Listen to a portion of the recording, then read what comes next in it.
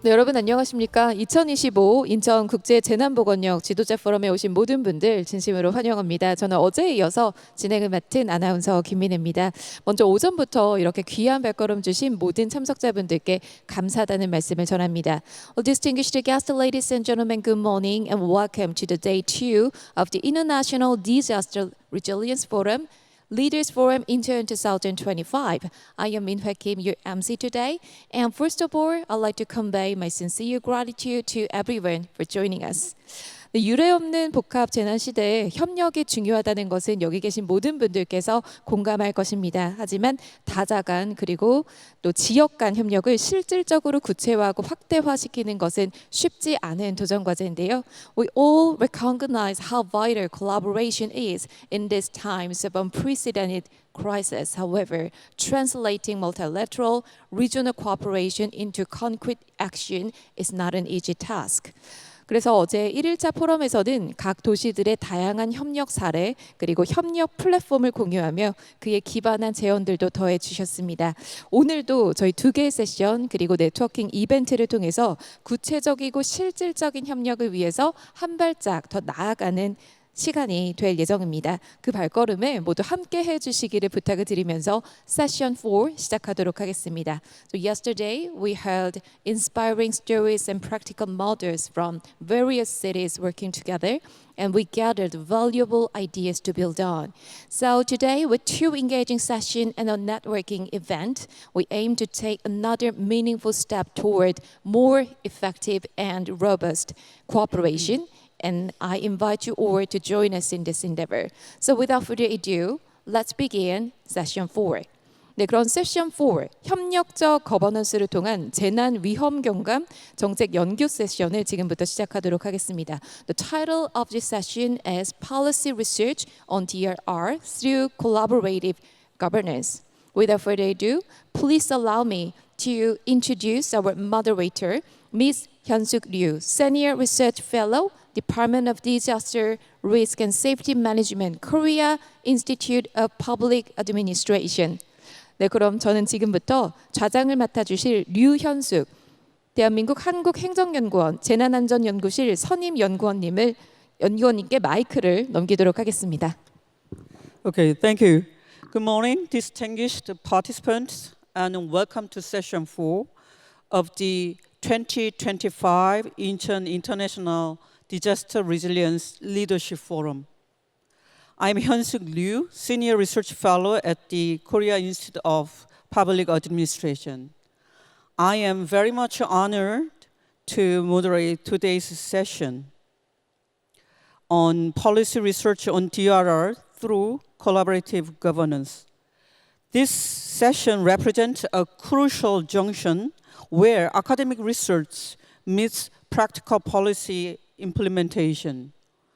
Today, we will explore how collaborative governance models can transform disaster risk reductions from theoretical frameworks into actionable and community-driven solutions. In this session, we have 5 exceptional speakers from Japan, Korea, and Saudi Arabia, and each participant and each speaker will bring unique perspectives on how collaborative approaches enhance the effectiveness, sustainability, and local acceptance of DRR policies. Their presentation will demonstrate that a successful disaster resilience requires not only technical expertise, but also genuine partnership between researchers, government officials, communities, and private sector stakeholders. Okay, without further ado, let me introduce our speakers and begin with our first presentation. Our first speaker is Dr. Yeon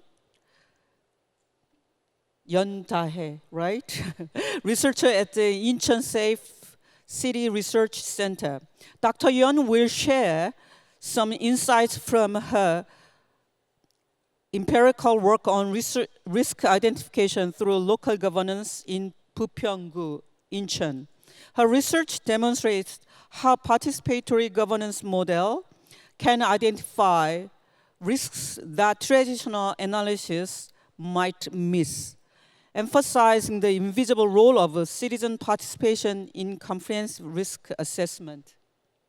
Please to join me in giving a warm welcome to Dr. Yeon. Dr. Yeon.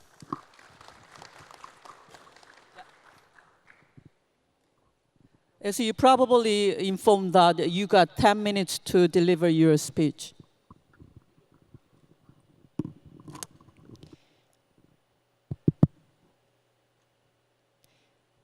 Thank you for the introduction. Good morning, everyone. My name is Dahye, and I'm a researcher at the Incheon Safe City Research Center of the Incheon Institute. Today, I'd like to present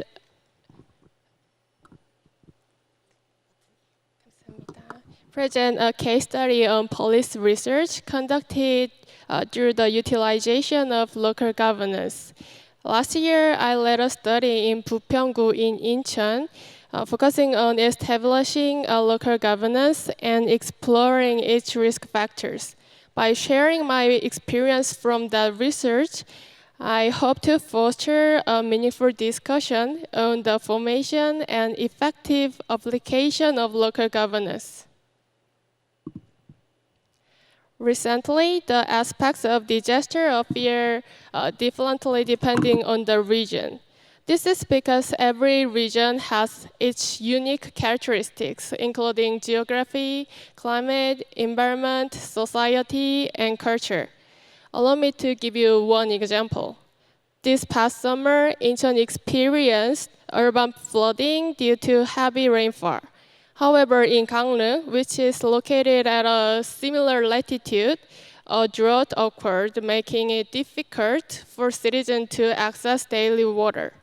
This demonstrates that we must consider the region's specific risk factors. These local characteristics must be reflected in local disaster management policies.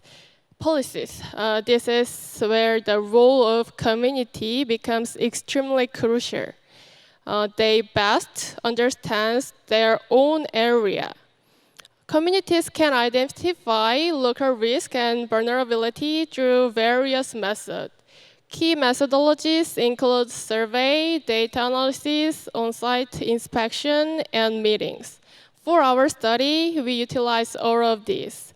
We will discuss their application later on. We set 3 main objectives for this study. First, to establish local governance and identify local risk factors. Second, although we built the governance for a single area, we wanted to discuss the structure and application of local governance with other contexts. The final objective was to discuss the process's effectiveness, that is, enhancing the acceptance of disaster and safety policies through this form of local governance. Our research area was Bupyeonggu in Incheon. It is home to approximately 500,000 residents, which account for 16% of Incheon's population. However, each area is only 3% of the entire city. This indicates that Bupyeonggu is one of Incheon's prime downtown areas with a high population density. Furthermore, its proximity to Seoul generates a significant floating population. To explore the regional risk factor of Bupyeonggu and discuss disaster management policies, we established the Bupyeong governance model. We provided a common goal to all members of governance, safety in our community. Let's look at the structure of the governance model. First, our researcher led the project as the communication hub. The Incheon City Hall and Bupyeong-gu office set the disaster management policy based on the gathered opinions. In this process, their practical experience was critical. The citizens were also vital. They identified vulnerabilities and risk factors based on their lived experiences. Furthermore, the Bupyeong Fire Station shared practical experience and enhanced policy effectiveness. Finally, local experts forecasted risk factors from environmental changes using their professional knowledge. The first methodology we used to find risk factor was a survey. We checked the risk factors, risk perception among citizens, public officials, and experts. The results showed that public officials perceive risk higher than citizens, and the experts perceive them higher than public officials. If you look at the middle figure, citizens rated the severity and likelihood of various types of natural and social disasters as low. In contrast, public officials and experts rated the severity and likelihood higher than citizens. There may be a difference between the disasters that citizens experience in their daily life and the information that public officials and experts obtain through their works or data. However, citizens have the advantage of knowing the regional risks in more detail than officials or experts based on their practical everyday experiences. The second methodology was data analysis. Our researchers spatially analyzed past disaster occurrence and the distribution of vulnerable population, the distribution of aging buildings, and so on. While data analysis helped to analyze the overall status of the area, it had limitations, such as difficulty in pinpointing very specific locations and slow updates. Meanwhile, local experts used their professional knowledge to predict changes in the disaster environment of Bupyeong-gu across 6 aspects: social, technological, economic, environmental, political, and values.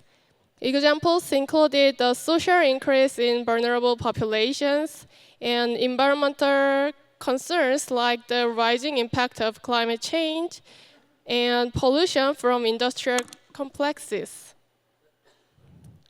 The third method was inspection. Local residents used a chatting application to send photo, locations, and reason why they considered a spot to be dangerous. This was an effective way to identify specific points that non-residents might not be aware of. It allowed us to build the risk map you see on the right side. The final method was continuous communication.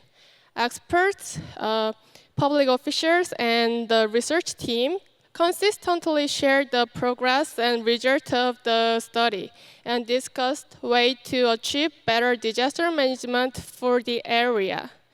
This continuous communication was beneficial both for the process of operating the governance and for achieving better outcomes. I believe it is crucial to continually share this research case and better direction. Therefore, we have shared it with other local researchers, such as in Seoul and Gyeonggi.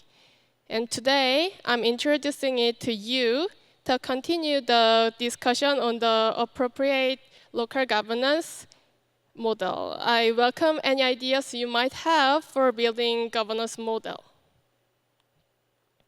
Finally, our local governance that communicates with diverse local stakeholders, including citizens, public officials, disaster response agencies, and field managers.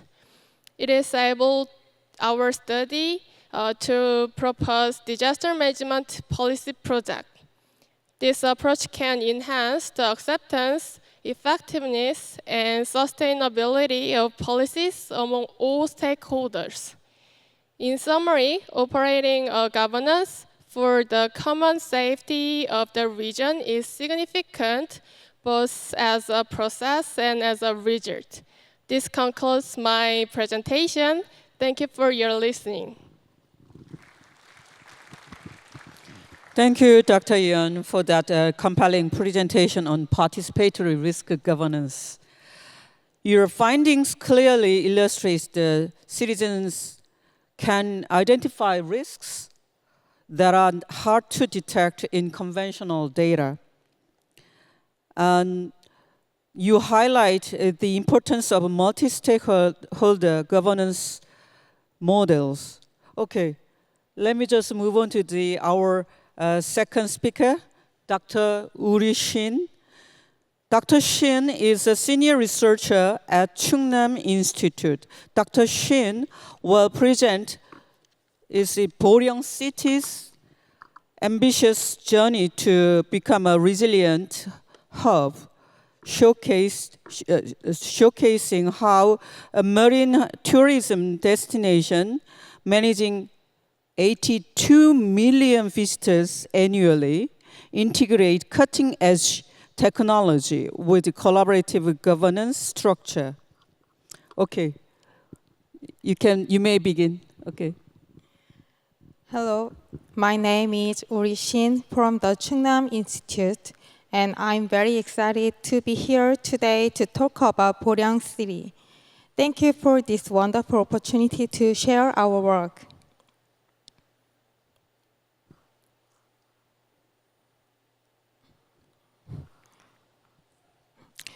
Boryong has a big vision. We want to become a resilience hub. This means not only strengthening our own disaster management, but also sharing our best practices with other cities. Today, I will walk you through what we are doing to make that vision a reality. Boryong is a small coastal city with a population of about 98,000, but it's a huge tourist magnet. We are famous for the Boryong Mud Festival, which happens every summer right on the beach. This year alone, we welcomed over 8.2 million visitors to the festival. With so many people, especially at the coast, safety is our top priority. We focused our efforts on 3 key areas to keep both our residents and tourists safe. First, we are using technology to monitor risks. We use a leaf current monitoring system, infrared thermal cameras, and drone to get a real-time view of what's happening. The live feeds from our cameras and drones are instantly shared with the city government, Coast Guard, and police, so we can respond to any situation as quickly as possible. Second, we've built a strong public collaboration system. The Mud Festival brings in hundreds of thousands of people, and preparing for it is a massive effort.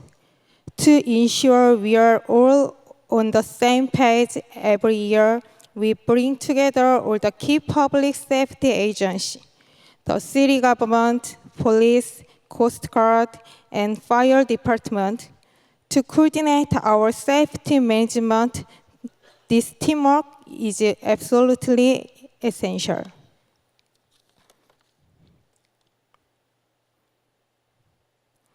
Finally, we believe in public-private partnership. We work closely with various volunteer groups and businesses.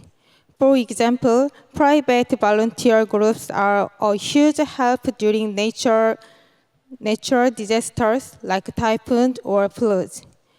They help identify and remove risks. They are also instrumental in helping our elderly residents during evacuations. We also partner with the local coal-fired powder plant, which is the first in Korea.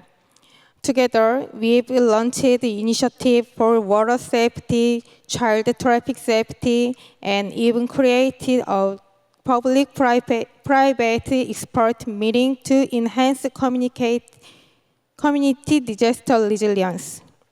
We've also conducted a large-scale disaster drill involving 17 organizations to strengthen our ability to handle complex accidents. To see where we stand and where we need to go, we held a 2-day scorecard workshop in August.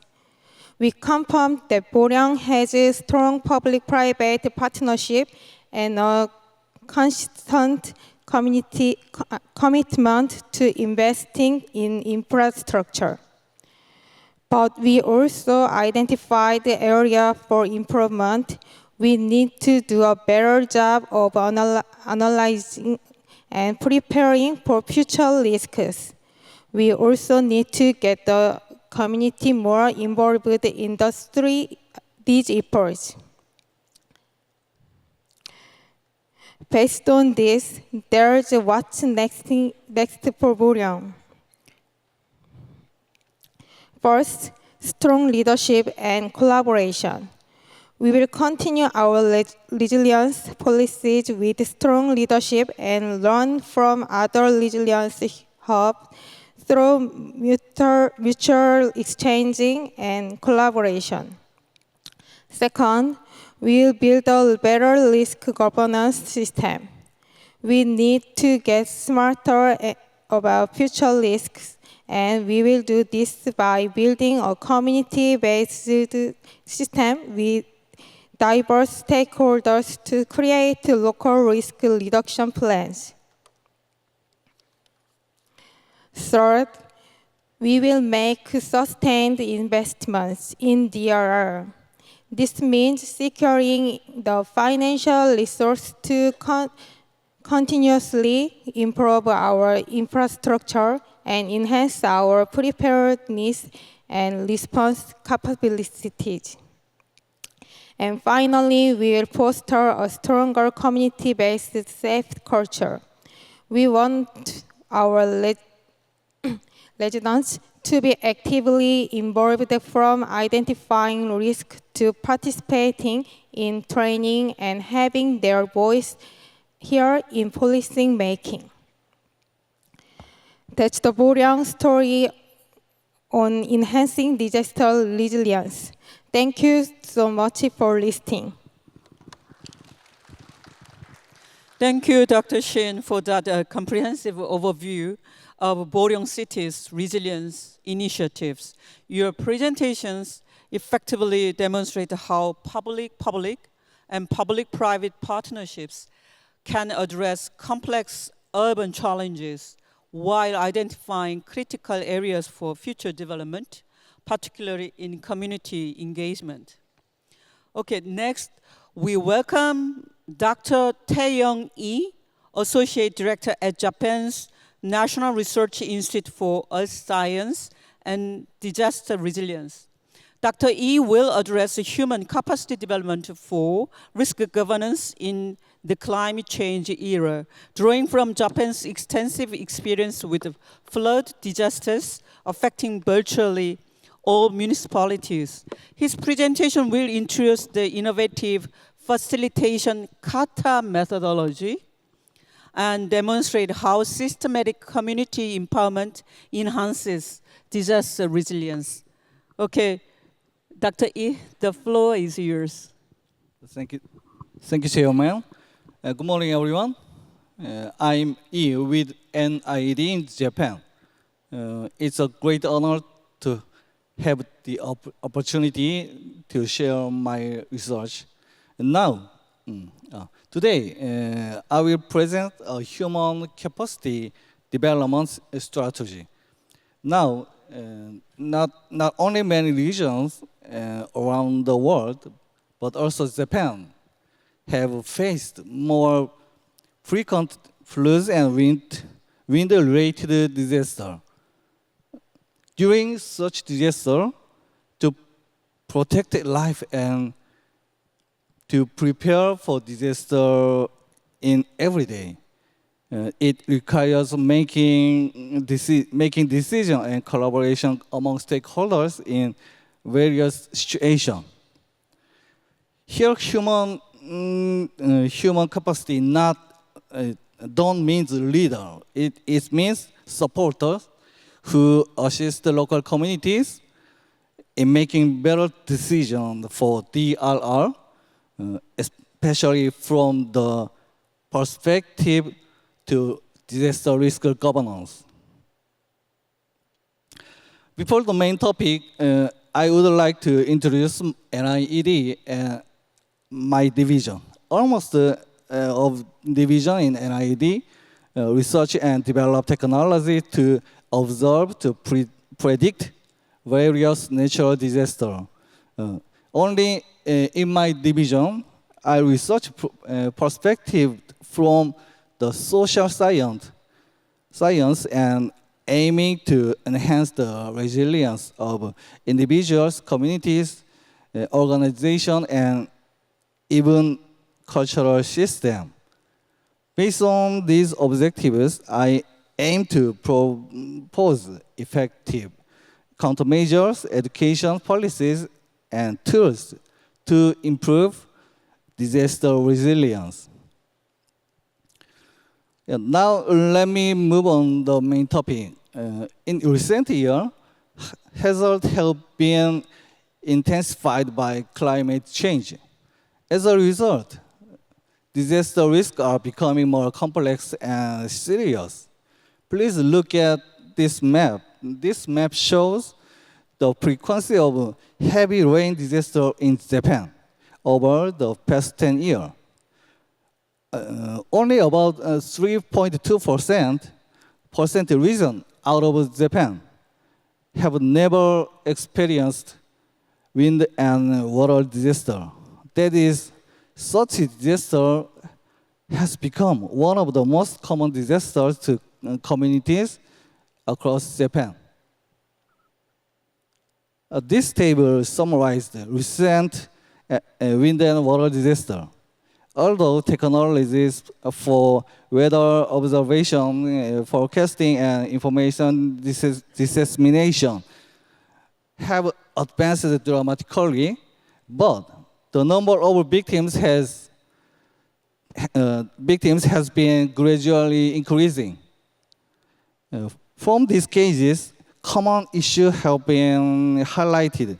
This is the limitation of government's countermeasures, such as lack of risk awareness among residents and difficulty of providing information and residents' comprehension.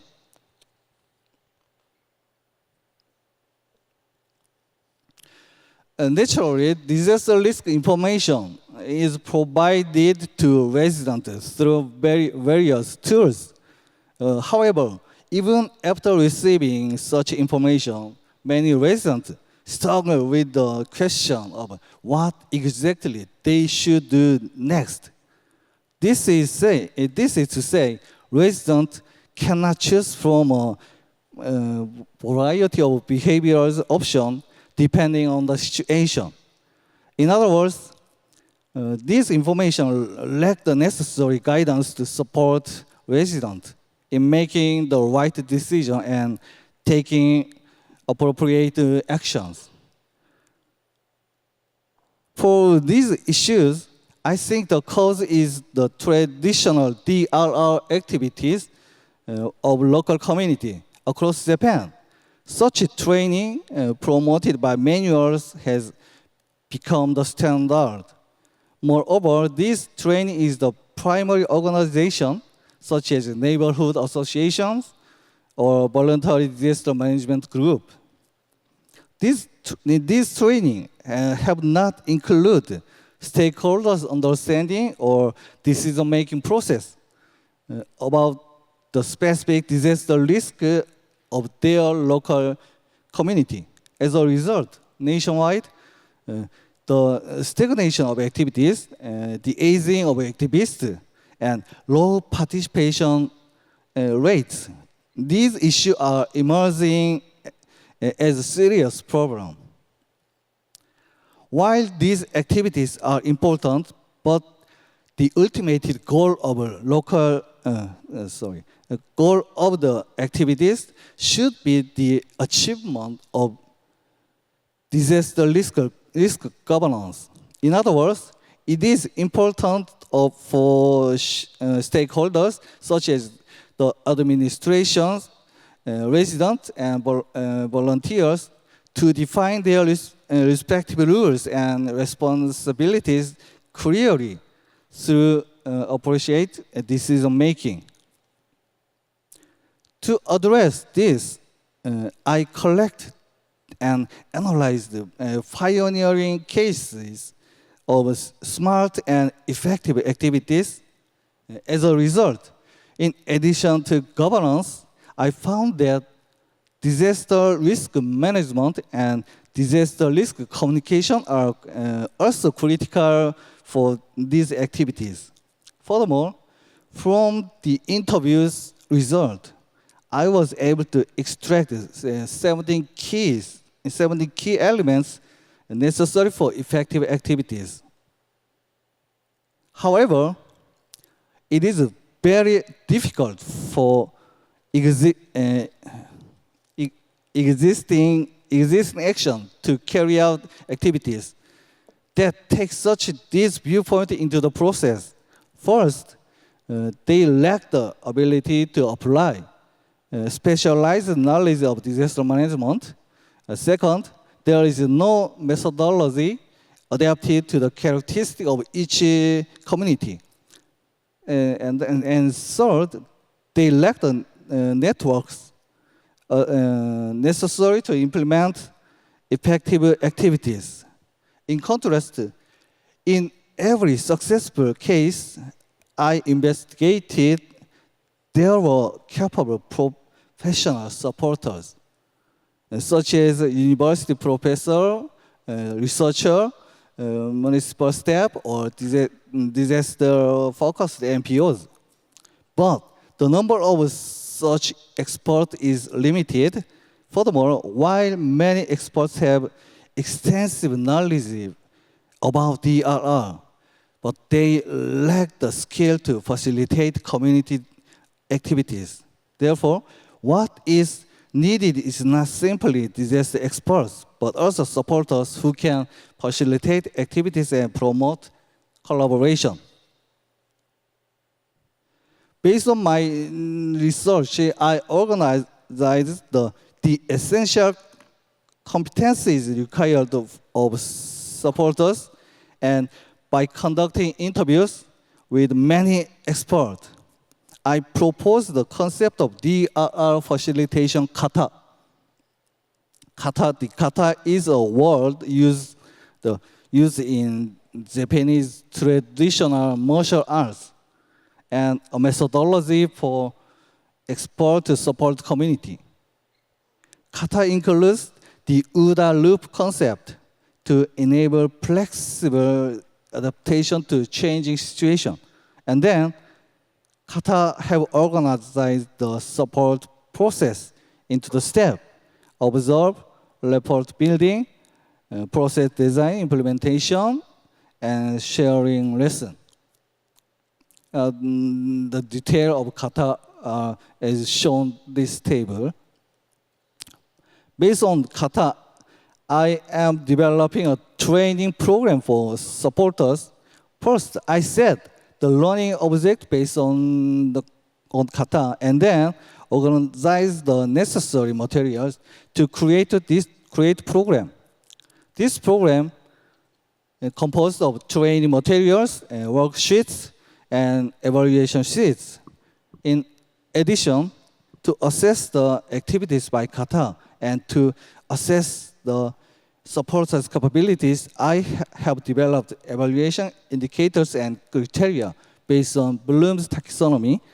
Moreover, to ensure wider usability, I have created detailed teaching guides. This program is structured around the EDI model. I conduct effectiveness evaluation in community to improve this program.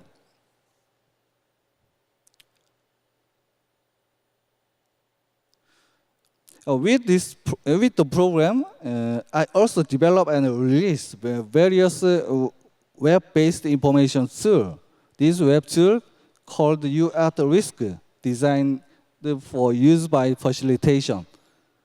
You at Risk provides specialized knowledge about disaster risk and includes the decision-making process. Yeah, finally, I would like to summarize. In recent years, climate change is intensifying disaster risk at a regional level. Moreover, at the same time, local communities are also becoming more various and complex. Under this such situation, traditional DRR training conducted by fixed actors are no longer sufficient. And therefore, to increase the resilience of community, I think it is important to develop supporters who can facilitate smart disaster risk reduction activities. Thank you all my presentation. Thank you very much for your attention. Thank you, Dr. Yi, for that insightful presentation on capacity building and the facilitation kata approach. Your emphasis on shared decision-making and systematic training provides a valuable framework for communities worldwide facing the similar challenges. Okay, let me invite our fourth speaker, Professor Yuichi Ono. Yuichi Ono is from Tohoku University's International Research Institute of Disaster Science. Professor Ono will examine the critical role of disaster loss and damage data in terms of informing better DRR and climate change adaptation policies. His presentation will emphasize how robust integrated disaster statistics serve as the foundation for evidence-based policymaking and effective progress monitoring. So please do join me in welcoming Professor Ono. Okay, the floor is yours. Thank you for that kind introduction. As I spoke yesterday a little bit, I will introduce this Sendai cities monitoring under these 7 targets on the Sendai Framework's global targets.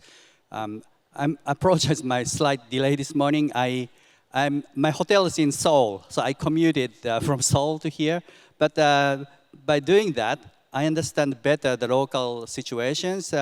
The Bupyeong, I transferred, so I exactly understand how Bupyeong looks like. And last night, we went to the local restaurant to enjoy the live octopus. That was very good running. How much would you pay for the taxi? How much for the beer or this fish and so on. That's interesting to learn. That's a local understanding, and understanding the risk today is also the topic. So loss and damage data, as for the scientist, the data is crucial. Without using data, then I speak something, I'll be like a fortune teller. It's not much trust. Maybe light, but not trustful. So we emphasize the importance of this evidence-based policy making in disaster risk reduction, and the loss and damage data is very crucial because without knowing the past, what's happened in this area for the disaster in record, then we cannot make a better, good policy for the future. Even simulations and other and high tech. You need to have a base on the past experiences, past data.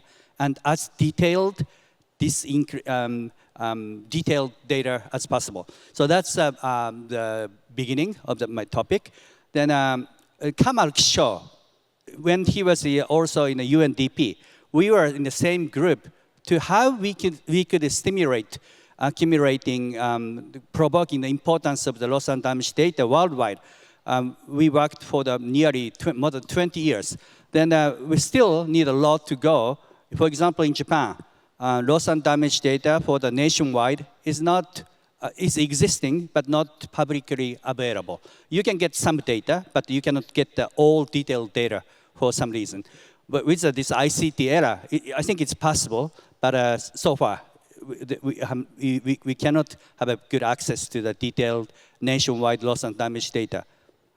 So that's one challenge. Then the Sendai city agreed to gather the loss and damage data in the Sendai city. Then we used that data for monitoring of this. Then monitoring, maybe I'm speaking too much, but the monitoring, it was not so easy because data are spread by sector within the city. Well, the Sendai city has 1 million population, but there's agricultural sector, business sector, or many sectors. Then the data are spread. The damage and loss data on each sector are spread, but it needs to be integrated into one place. So that was the exercise we did with the Sendai city. So yeah, evidence-based policy making, very important. So the monitoring, not for the purpose of just the Sendai monitoring, but we want to use that by analyzing the data for the policy making. Then this contributes to the Sendai framework monitoring. Well, this is, everybody knows Sendai has 4 priority areas. One of them is, by the way, is the governance, focusing on the governance. So today's topic. And 7 global targets. And this one, it took 1.5 years after the Sendai negotiation in March 2015. Then this UN DRR published this guideline sort of indicators and vocabulary terminology to monitor the Sendai. So the 38 indicators are listed in this booklet for the monitoring the 7 global targets. And 5 times negotiation took place in Geneva. I attended everything, all the negotiation processes. I exactly know it is how the process was going on. And even simple data for the target A, the number of deaths, it was not easy to agree upon because each country has different definition of the death, for the disaster death.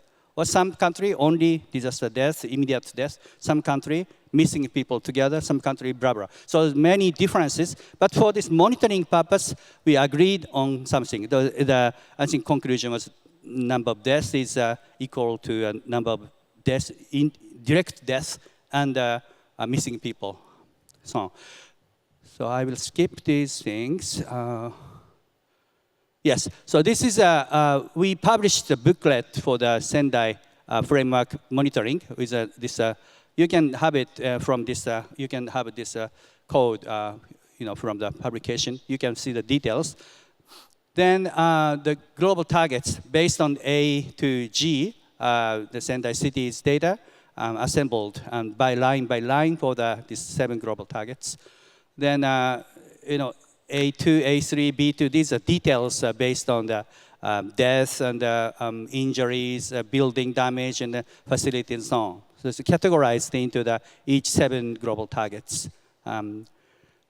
Yes, continued. So the summary of the results.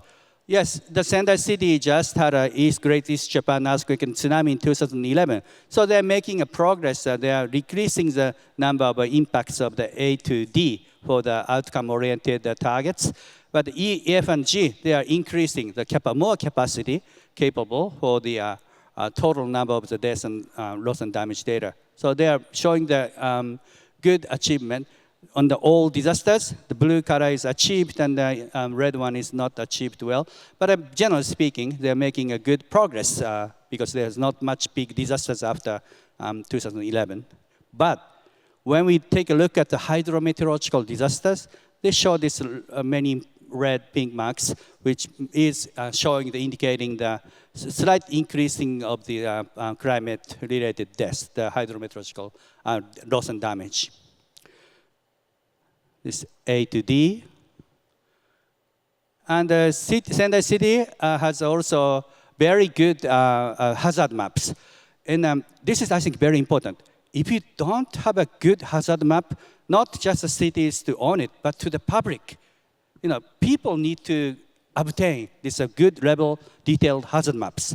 The question is whether your country has this level of hazard map. It's very important.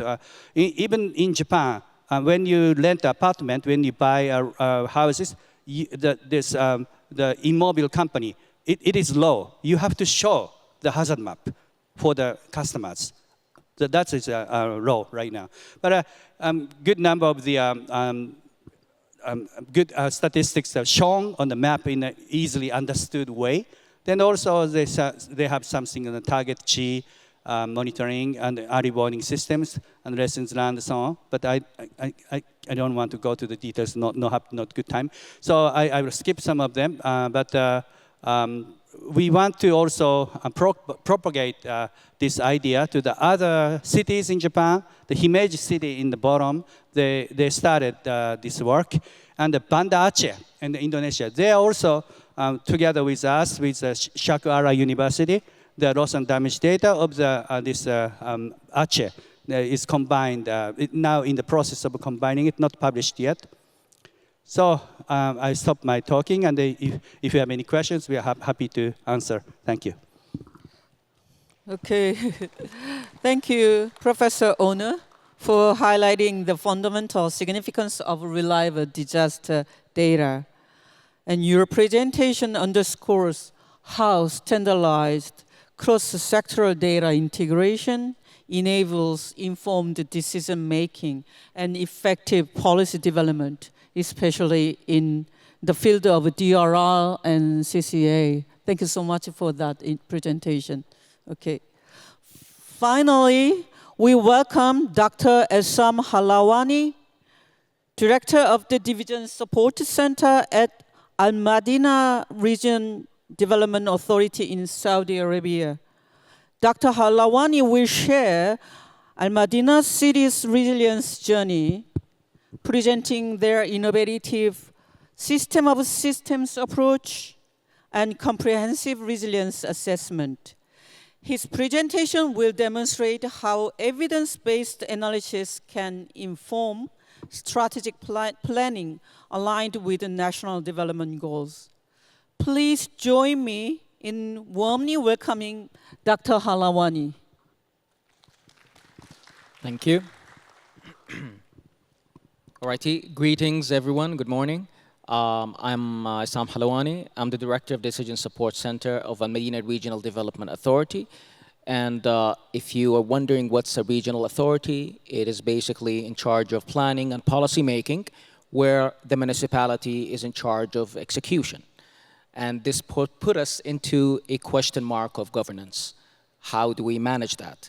Today, I'll be sharing with you Al-Madinah City journey towards becoming a resilience hub. Currently, Al-Madinah City is a Class C MCR 2030, and we are moving forward with this agenda.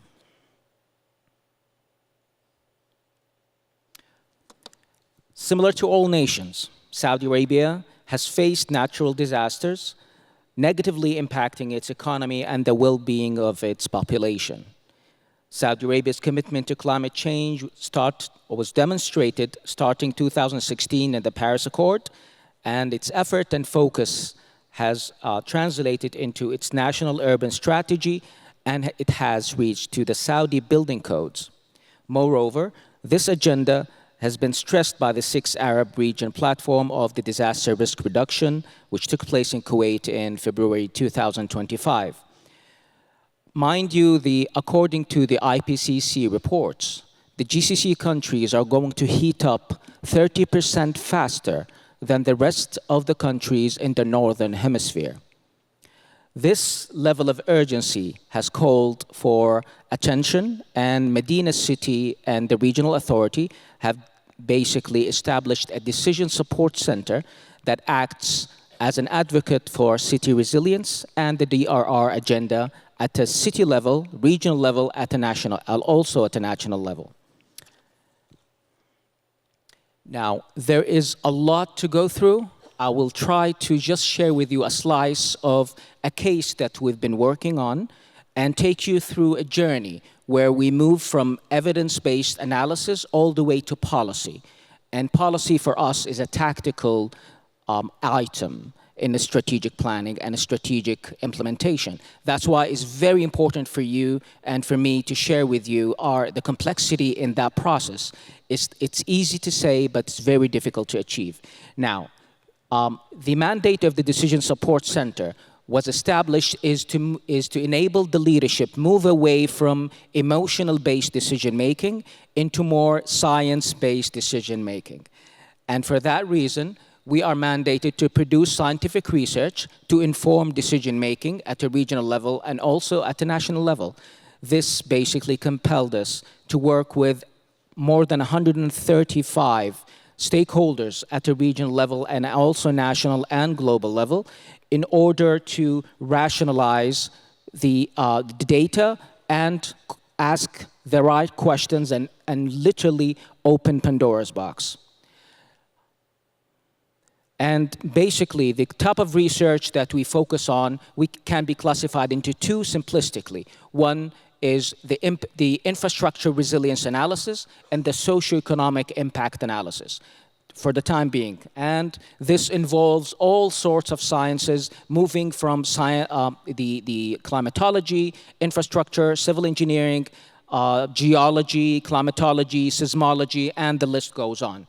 The purpose here is not to focus on the specialization, but focus on answering the question, what is the gap? How can we address the gap? And eventually, how can we reach to a treatment plan that is cost-effective and improves the city's resilience?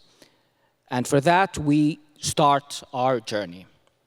Now, this may be a little bit simplistic, but our methodology lies within 3 levels of complexity.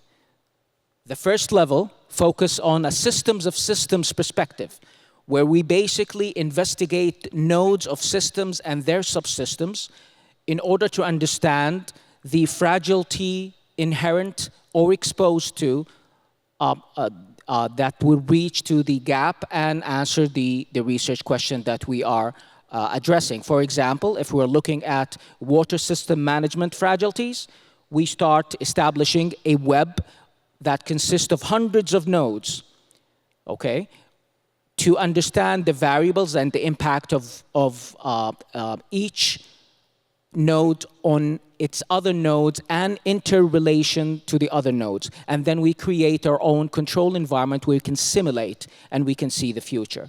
This type of methodology basically allows us to address cross-organizational risks, consumer behavioral risks, and associated policy risks, infrastructure resilience analysis, and also climate change and environmental impact, assessing and linking all of those and linking it to the SDGs and create futuristic scenario planning. Now, systems of systems thinking, that's the first level of complexity. The second level of complexity is basically the external pressures, which basically is materialized into climate change, scarcity of natural resources, and also energy consumption.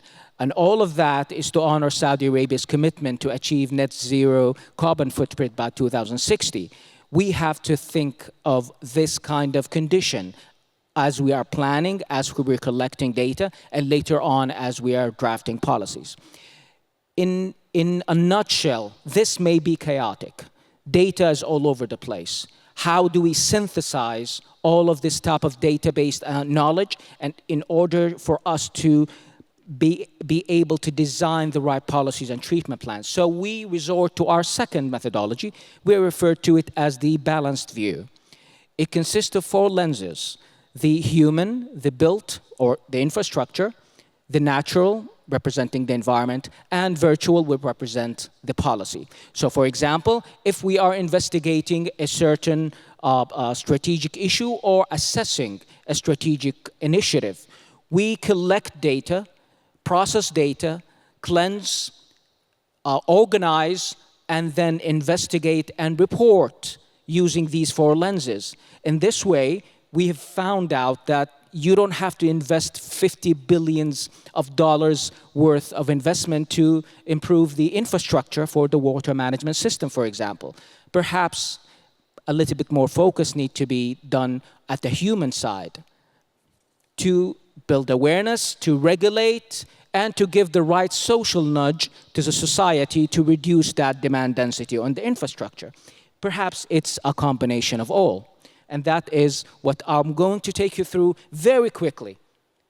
I will go to these slides very quickly to give more time for the last slide, which I'll be addressing more.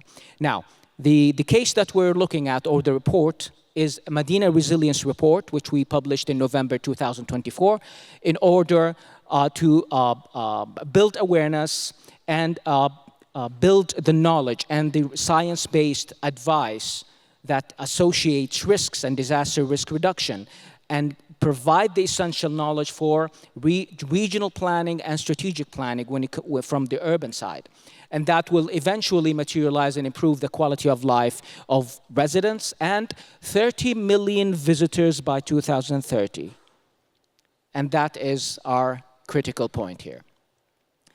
Our report opened up Pandora's box and exposed us to see so much challenges and so much opportunities to improve them. Now, I will not go through them one by one because that will be time consuming, but I'll give you the QR code for the report at the end.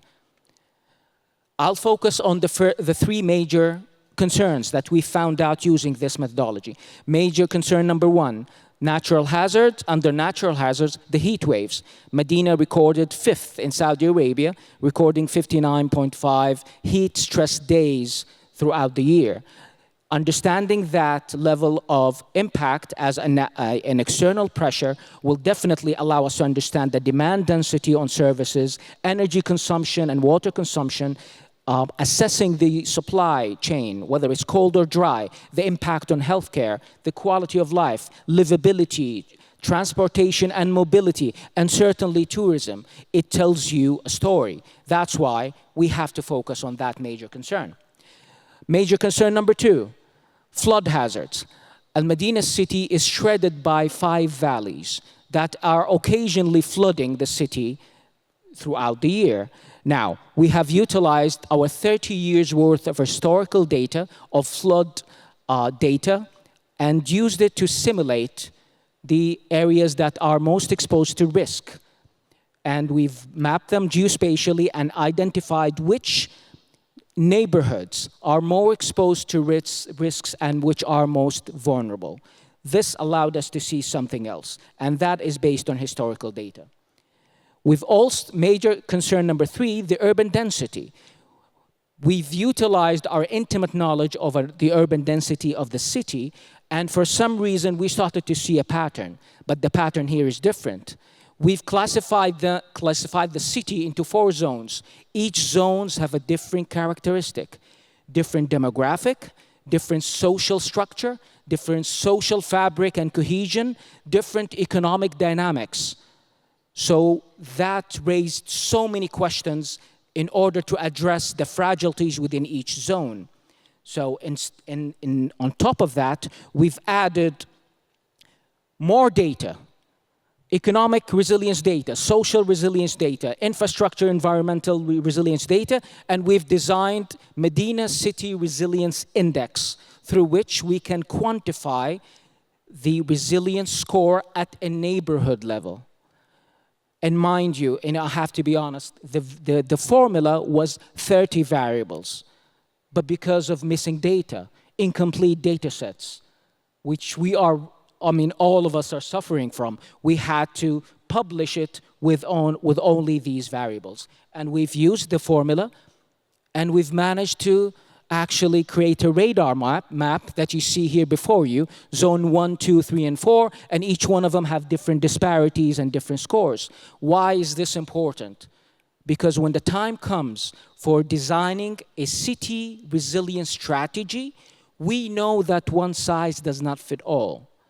And that is very important for us to localize the disaster risk reduction concepts at a neighborhood level. This is the slide that I was trying to tell you. Now we talked the talk, now let's walk the walk. This is the four lenses that I was trying to explain to you. We've used the Madinah Resilience Report to have a balanced look at the city resilience at the neighborhood level. I will just quickly go through them. I will not go through them one by one. For example, if you look at the built domain, we've got the risk register. We've realized that the business continuity risk registers do not link to disaster risk reduction. What the business continuity looks at risk from an organizational boundary does not care about what's beyond. So the link between the city resilience agenda does not filter to the risk register. That's a problem. And that impacted the ability of organizations to factor in disaster risk reduction concepts within their master plans. And prioritizing water management systems, and as I said, 5 valleys shredding through the city of Madinah gave room to nature-based solutions that we need to focus on. And that is an area of improvement that it needs to be flashed, but it has to be classified. So this one belongs to the infrastructure domain.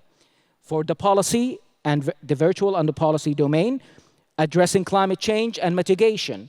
Still, there are some organizations and some stakeholders trying to look away, shy away, perhaps maybe hoping that climate change will disappear and try not to look at it, it might go away. And that is a problem. We've got also plans to manage the exposure from flood risks. Now, you remember the map, the geospatial map, zone 1, 2, and 3, and 4.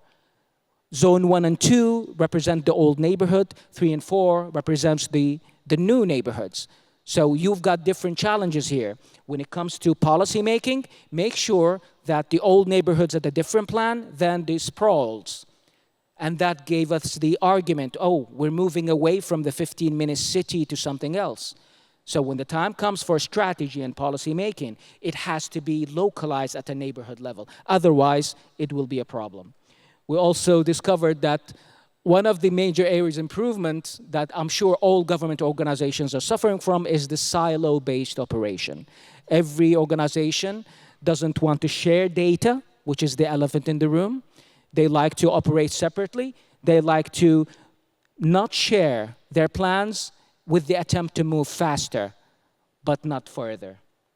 And that is a major problem when it comes to policy and planning. And this basically can be translated into master plans that are single-focused or are not balanced. And this is a huge area of improvement. One of the areas of when it comes to policy is the financing policy. Where did this came from? Financing policy for risk and reduction projects. In Saudi Arabia, we're moving away. We have a centralized system, but a decentralized financing. So we have a problem with financing. Policies must be developed and designed in order to support cities and regions when it comes to financial support. Moving along to the nature domain, a lot of organizations trying to trump their way out of climate change. Scoring the 5th hottest city in Saudi Arabia need to be factored into master planning and strategic planning for all stakeholders. Also, the city's topography, as I said, the distance from the Red Sea where water is desalinated and pumped up 625 meters to a plateau, this is not sustainable. And this tells us a story where aquifer depletion is a major issue in Medina City. It's over-reliant on underground water, and depletion is a problem. And you know what happens when you deplete aquifers, all the disasters comes with it. For the human element, now we've got some awareness and social nudging to be invested in, and we need to activate the community-based risk management. But we speak about the concept, but now we know which neighborhood needs what type of policy and awareness plan to improve its resilience. because we know their fragility. Now this makes absolute sense. We know we can start from day one. Consumer behavior in general needs to be optimized. Again, that part does not mean that we need to build more or build bigger when it comes to infrastructure. No, we need to regulate consumption. And mind you, here we're only focusing on residents. We're not talking about 30 million visitors having different consumer behaviors coming from different nations, water rich, water poor, different kind of consumption behaviors. We need to host them and we need to make sure their visit is enriched. So that's a different kind of dilemma. The last point that we found out when it comes to the human element is farming behavior. Traditional farming, vertical farming, this concept was addressed. And how did that came into the radar?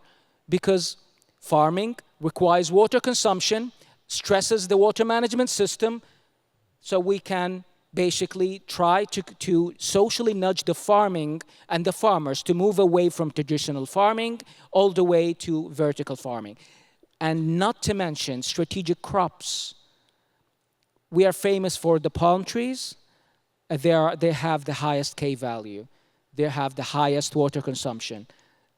Preserving that brand while making sure to address food security is a different issue. And this is the kind of analysis that move towards policy making with the purpose of a balanced study, a balanced data collection, research, science publications, outreach to policy making. But it has to be balanced. Not every policy or not every strategic initiative that is economically good for the nation is good for society, is good for the environment, and certainly sustainable. With that, ladies and gentlemen, prepare your phones. I'll be sharing with you the QR code for Al Madinah Resilience Report. Look for the English version QR code, and if you're interested, the Arabic version on the right side. Did we get it? Yeah. Okay. With that, ladies and gentlemen, thank you very much. I'll be here today and tomorrow. If you have any questions, I'm more than happy to share my thoughts, and I apologize if I took too much time. Cheers. Okay. Thank you, Dr. Halawani, for your enthusiastic and very passionate presentation on Al Madinah's holistic approach to urban resilience. Your system of systems methodology and evidence-based policy recommendations provide an excellent model for integrated resilient planning. Okay, we have heard 5 exceptional presentations that collectively demonstrate the power and necessity of collaborative governance in disaster risk reduction. Before we open the floor for questions and any discussion, let me just briefly recap key themes that have emerged during this session. First of all, the critical importance of citizen participation in risk identification and policy development. I think both Dr. Yeon and Dr. Yi emphasize how community involvement reveals risks and vulnerabilities that technical assessment alone cannot capture. Second of all, the need for multi-sectoral collaboration, from Dr. Shin's public-private partnerships in Boryang to Halawani's cross-sectoral approach in Al Madinah's successful resilience requires breaking down traditional silos. Thirdly, the foundational role of data and evidence. Professor Ono's presentation reminded us that effective collaboration must be built upon reliable, standardized information systems that enable informed decision-making. Last but least, the balance between innovation and community engagement. While technology offers powerful tools for risk monitoring and response, True resilience emerges from empowered, prepared communities working in partnership with various institutions and public bodies. Now I invite questions from our audience. If anyone has got a question or things to address, please raise your hand.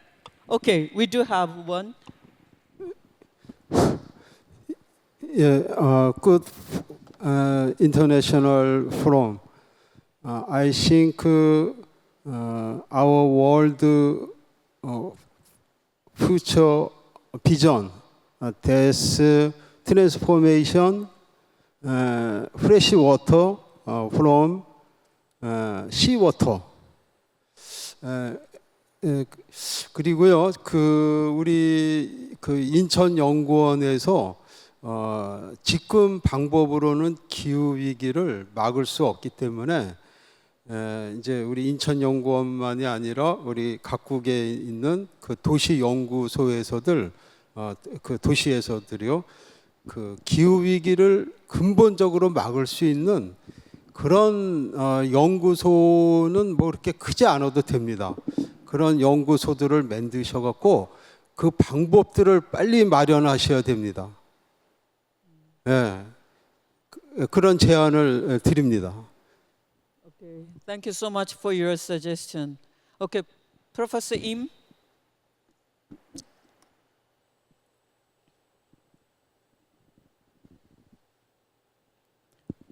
I see so many hands in the air.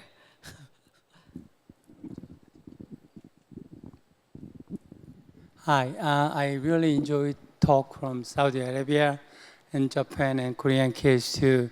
You guys talk about the community engagement, like the piece, during your presentation, but I'd like to know a little more about how community really engage and contribute in this process. All right. When you look at communities, is either they're part of the network or disconnected from the network. Now, evaluating those neighborhoods specifically based on their fragilities that we have assessed through the system can give us advice on what is the best method to communicate, to educate, to bridge the gaps, and then also quantify. And all of this information, imagine it as a system. You've got this kind of data being, let's say, fed back into a unified system, and you understand exactly what is being done where and what are the KPIs for each community. Now, this requires a bit of a leadership role. That's why we empower the leadership at a community-based, maybe a local ambassador or someone to be nominated to lead that agenda specifically on top of other types of agenda. The reason here is we need to move away from, with all due respect, blaming the top government for looking after everything, everywhere, and all time. We need to empower communities to look after themselves. But we need to start bottom up when it comes to disaster. That will alleviate and reduce the stress on infrastructure and also improve the response time when it comes to disasters. Professor Onu? Although my focus was not on the community level planning and DRR in my presentation, but another project I briefly introduced yesterday, we picked up, researchers cannot go to every community. So we picked one community which has over 7,000 residents in a part of the Sendai city. Then we provide, after the early warning is issued, how they could better evacuate or not. So that information based on the smartphone application, two-way communication we developed. And this was not just from our side, but we had a series of communications with community people, about 10, 20 people. The last 5 years we discussed, then we came up with this product. So I think dialogue, communication, direct communication, and trust making is very, very important. And we are not sure if this is really applicable for them or not, but we need to test it. So after some confirmation trust level is done, we test it, then we make it as a product or not. And this is associated with also Fujitsu, the private sector. It's a private sector, university, and community engagement. So this is what I'm doing right now. The one thing, the community, not maybe community, but my presentation, one of the most difficult portion was a privacy issue. For the loss and damage data, the city of Sendai did not like to expose the name, the individual information to the public, of course. So although we erased the private information, but for example, if one person died in certain area, it's only if only one person, it becomes obvious who died. So how we tackle this, we're still discussing. It's not easy in the privacy issue. Thank you. Okay, Dr. Yeon. I deeply agreement with the importance of participatory participants of communities. And I think in every community, there are many good human resources are existing. However, to gather that opinion and to assign proper role of them, the communication hub is critical. In our research, the Incheon Institute did this kind of role, and we try to offer the various opportunity. For example, survey or chatting application to gather the opinions of community. So we should consider the other good solutions and methods to this kind of thing. Thank you. Okay. The gentleman in the front line. Yeah. Thank you. Sanjay, you could wait. My name is Rana Bahadurai from Nepal, Surde municipality. Please, can you tell me the type of specific or very important tools and technology you are using to identify local risk factors? 1. 2 is, what policy do your institutions, country, local levels have for the collaboration with other country, as well as the local level government, especially in the sector of DRR? For the professors, what is your recommendations for the countries that willing to work effectively in DRR, aligned with MCR 2030 and Sendai framework? Thank you. So who are you asking to?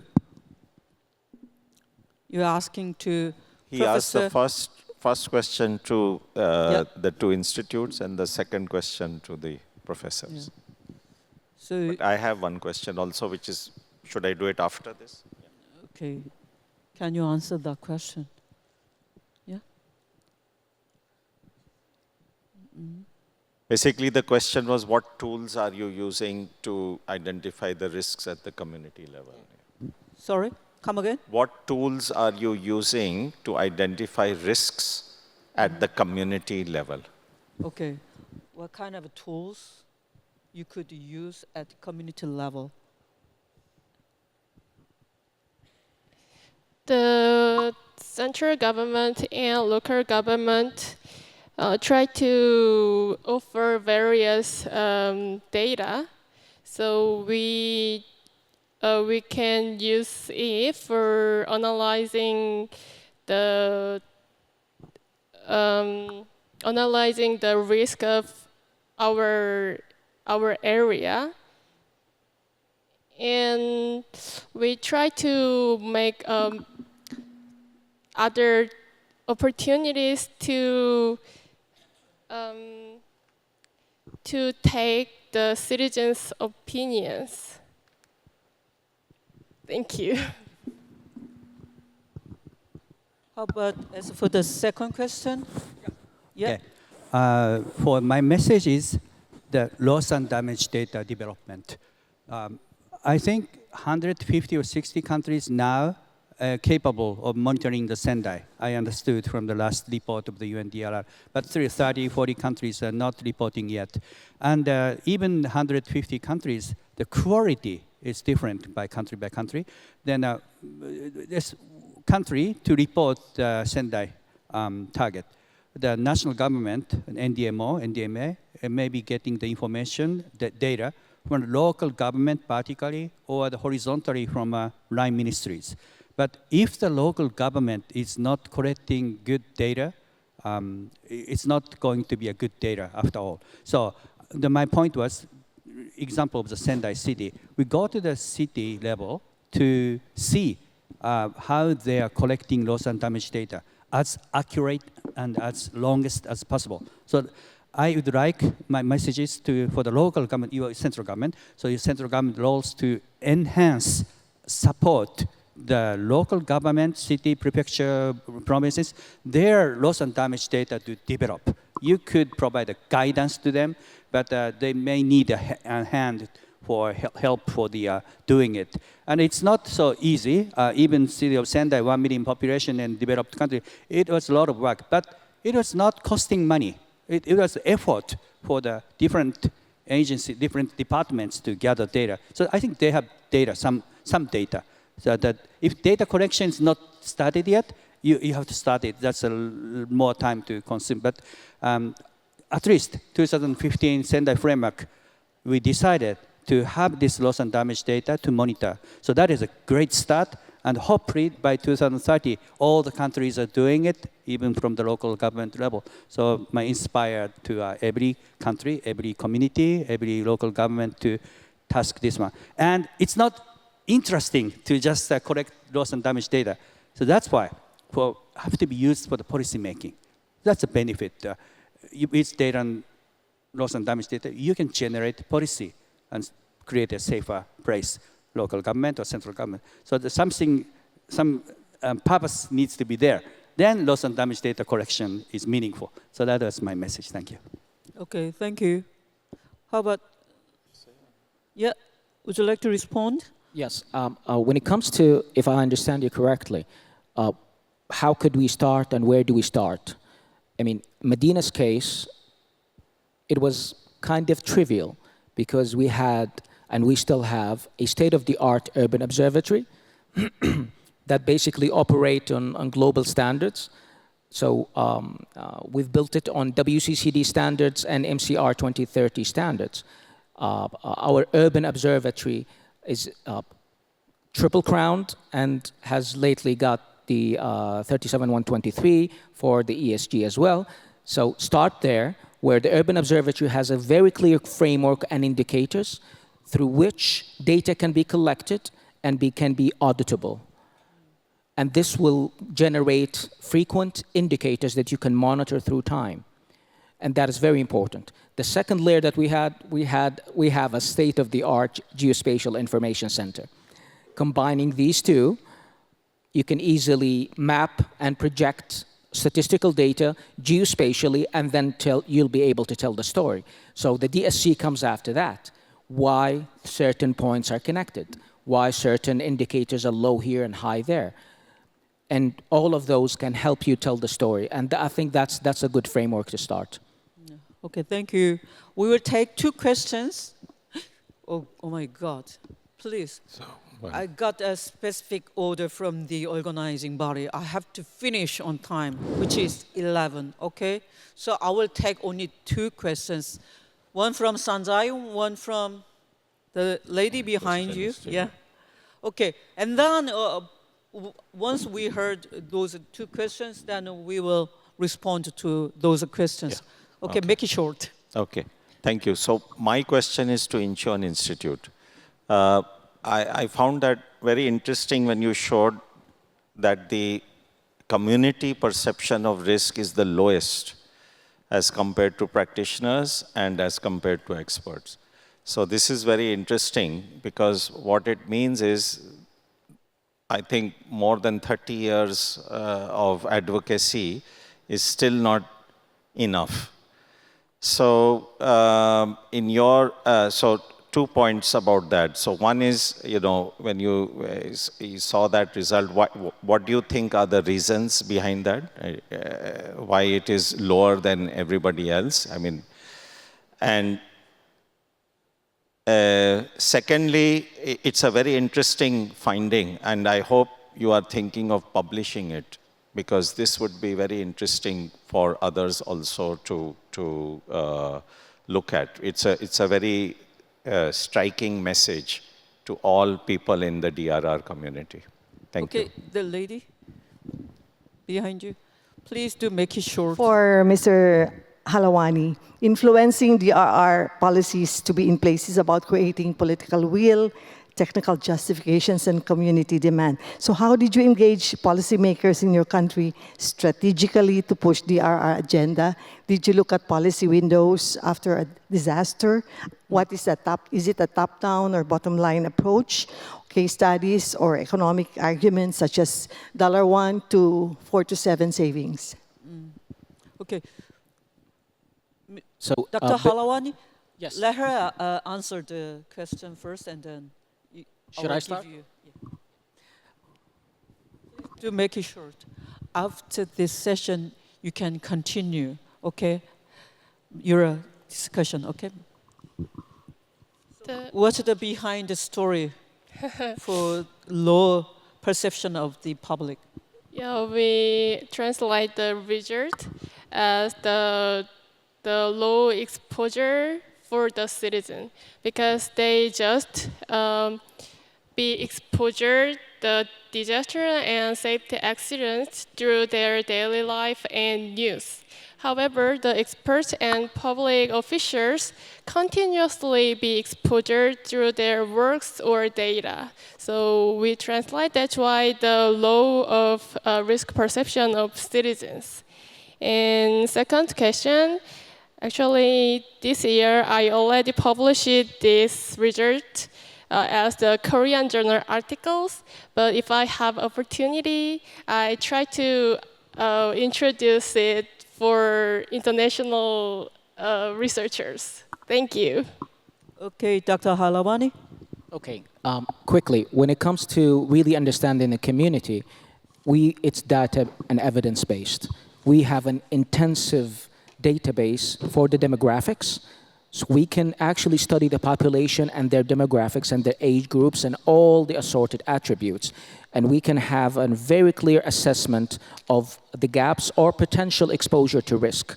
And that fed into our Madinah City Resilience Index. This is how we classified geospatially. So that's the first question. The second question, when it comes to policy, is a bit tricky, because the DRR agenda in Saudi Arabia is fragmented.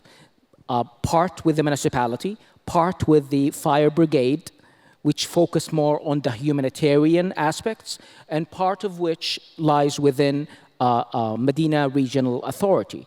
Now, because we're policymakers, puts us in front and at the shooting ground.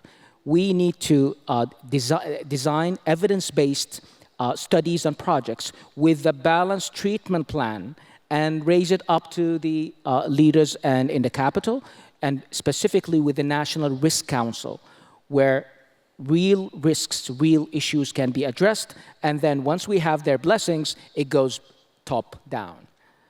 Okay, I urge you to sort of carry on this conversation with her during the break. Okay, well, I will stop there, and then thank you once again for excellent speakers and the participants in the floor. Thank you so much.